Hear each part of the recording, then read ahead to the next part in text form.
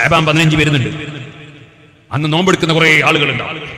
അപ്പൊ ഉണ്ടാവും മുടക്കി ബറാത്തിന് നോമ്പെടുക്കണ്ടെന്ന് പറയുന്ന മുടക്കി ഉണ്ടാവും ഇല്ലേ? റജബ് 27 നോമ്പെടുക്കുമ്പോ റജബ് 27 നോമ്പ് സുന്നത്തില്ല എന്ന് പറഞ്ഞ മുടക്കി ഉണ്ടാവും. അങ്ങനത്തെ മുടക്കികളെ അനുസരിക്കാൻ പാടില്ല.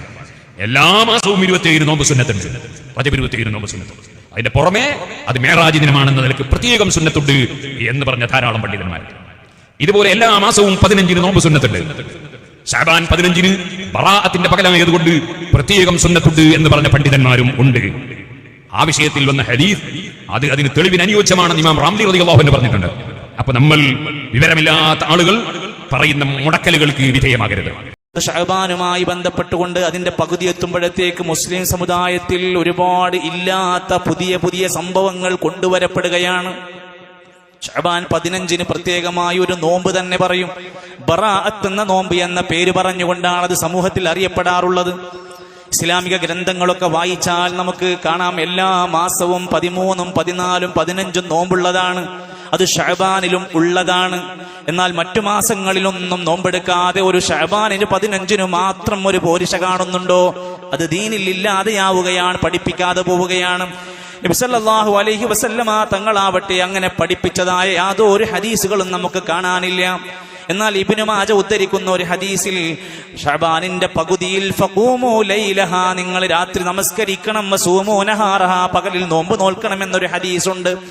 ആ ഹദീസ് വിശദീകരിച്ച് പണ്ഡിതന്മാര് പറയുന്നുണ്ട്, ഹാദാ ഹദീസുൻ മൗളൂഉൻ, ഈ ഹദീസ് ചില മനുഷ്യർ കെട്ടിച്ചമച്ച് ഉണ്ടാക്കിയതാണ്. എന്റെ വാക്കല്ല, മുഹദ്ദിസുകൾ, ഹദീസ് പണ്ഡിതന്മാർ കിതാബിൽ രേഖപ്പെടുത്തപ്പെടുകയാണ്. ആ നിലക്കാണ് ആ ഹദീസിന്റെ വിശദീകരണത്തിൽ നമുക്ക് കാണാൻ സാധിക്കുന്നത്. ചില ആളുകൾ ശഅബാൻ 15 രാവിൽ അന്ന് രാത്രിയിൽ ഒരു നമസ്കാരത്തിന്റെ അവസ്ഥയുണ്ട്. സ്വലാത്തുൽ അൽഫിയ. അൽഫ് എന്ന് പറഞ്ഞാൽ തന്നെ അറിയാം 1000 എന്നാണ് അറബിയിലെ അർത്ഥം. ഈ നമസ്കാരം എന്തിനാണ്? ഈ നമസ്കാരത്തിന്റെ പ്രത്യേകത 100 റക്അത്ത് നമസ്കരിക്കലാണ്. നമ്മുടെ നാട്ടിലൊക്കെ എപ്പോഴും ഉണ്ടാവും 100 റക്അത്ത് ശഅബാൻ 15 രാവിൽ നമസ്കരിക്കുകയാണ്. ഓരോ റക്അത്തിലും 10 തവണ സൂറത്തുൽ ഇഖ്ലാസ് പാരായണം ചെയ്യും. അങ്ങനെ മൊത്തം 1000 സൂറത്തുൽ ഇഖ്ലാസ്. ഈ നമസ്കാരത്തിന്റെ പ്രത്യേകത എവിടെയാ? ഒരൊറ്റ പണ്ഡിതന്മാരും അതിനെ അംഗീകരിച്ച് ഇത് സ്വഹാബത്തിന്റെ ഇസ്ലാമിന്റെ കാലഘട്ടത്തിൽ പഠിപ്പിച്ചതാ എന്ന് പറഞ്ഞില്ലെന്ന് മാത്രമല്ല, ഇത് പറ്റില്ല എന്ന് പണ്ഡിതന്മാര് പറയും ചെയ്തു. ഇമാം നബവി റഹ്മത്തുള്ളാഹി അലൈഹി പറയുകയാണ്, ഈ റജബിന്റെ നമസ്കാരമാകട്ടെ, റഗായിബ് നമസ്കാരമാകട്ടെ, ശഅബാനിന്റെ ഈ 100 റക്അത്ത് നമസ്കാരമാകട്ടെ, ഹാതാനി സ്വലാതാനി ബിദ്അതാനി വമുൻകറാൻ.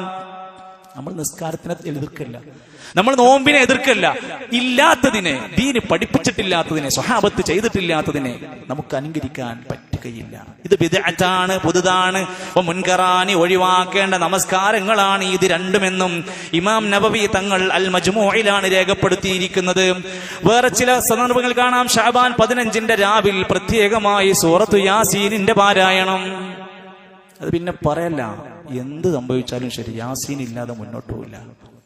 വീട് സ്ഥലം വിറ്റ് പോകണോ, കല്ലെടുക്കുക, എന്നിട്ട് യാസീൻ ഓതുക, എന്നിട്ട് കല്ല് കുഴിച്ചിടുക, എന്നാൽ നിങ്ങളെ സ്ഥലം വിറ്റ് പോകും.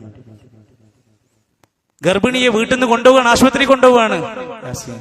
ജനാസ എടുക്കാണ്, യാസീൻ. ഒരു സൂറത്ത് ഒരു സ്ഥലത്ത് പ്രത്യേകമായി ഓതാനുള്ള സമയവും ബന്ധവും നിശ്ചയിക്കണമെങ്കിൽ നമുക്ക് എന്ത് അധികാരമുള്ളത്? അത് പഠിപ്പിച്ച റസൂലുള്ളാഹി സ്വല്ലല്ലാഹു അലൈഹി വസല്ലമ അത് എവിടൊക്കെ ഓതണമെന്ന് പറഞ്ഞിട്ടുള്ളിടത്തല്ല നമുക്കെങ്ങനെയാ ഒരു സ്ഥലം നിശ്ചയിച്ച് പറഞ്ഞു കൊടുക്കാൻ പറ്റുന്നത്? എല്ലാത്തിനും സൂറത്ത് യാസീൻ കാണാൻ നമുക്ക് സാധ്യമല്ല, ഹദീസുകളിൽ വന്നിട്ടില്ല. ചില സ്ഥലങ്ങളിൽ, നാടുകളിൽ ശഅബാൻ 15 പെരുന്നാൾ പോലെ, വെള്ളിയാഴ്ച പോലെ വലിയ ഒരു ആഘോഷമാണ്. കടകളിലൊക്കെ ലഡു വിതരണം ചെയ്യുക, ഭക്ഷണം ഉണ്ടാക്കുക. പിന്നെ ഇതിന്റെ എല്ലാത്തിന്റെയും അടിത്തറ അതാണ്. ആ പരിപാടിയാണോ അന്ന് എന്തായിരുന്നു, ഒരു കഴിക്കലുണ്ടാകും.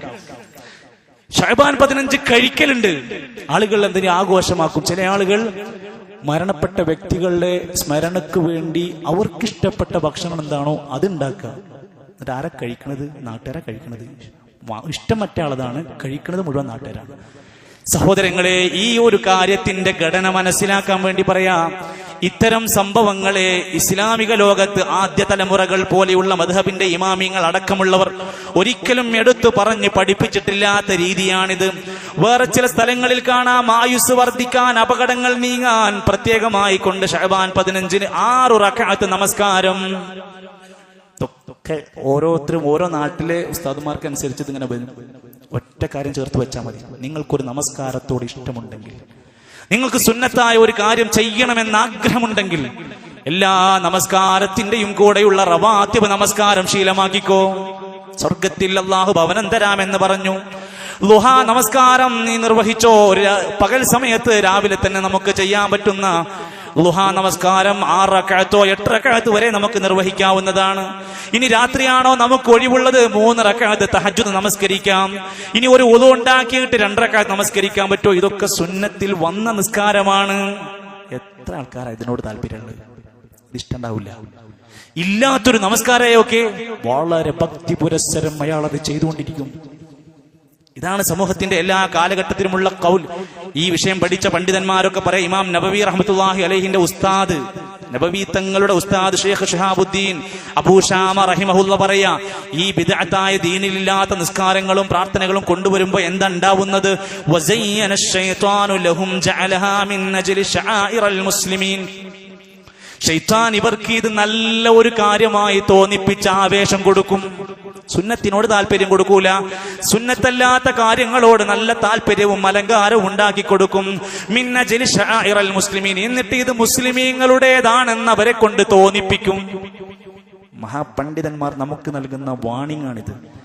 സഗൗരവത്തിൽ ബിദ്അത്തിനെ കുറിച്ച് മനസ്സിലാക്കുകയും ഇസ്ലാം പഠിപ്പിച്ച സുന്നത്തായ ധാരാളക്കണക്കിന് നന്മകൾ നമുക്ക് ചെയ്യാനുണ്ട് എന്ന് ഓർമ്മപ്പെടുത്തുകയും ചെയ്യുകയാണ് ഈ വേളയിൽ. അല്ലാഹു സുബ്ഹാനഹു വ തആല ഇസ്ലാമിന്റെ യഥാർത്ഥ ആ പാഠത്തിലേക്ക് തിരിച്ചു വരാനും ഒരിക്കലും ദീനൊന്നും തെറ്റിപ്പോകുന്ന പ്രവർത്തനങ്ങളിൽ വീഴാതിരിക്കാനുമുള്ള കരുത്തുള്ള നല്ല ഒരു ഈമാൻ നമുക്കെല്ലാം പ്രദാനം ചെയ്യുമാറാകട്ടെ.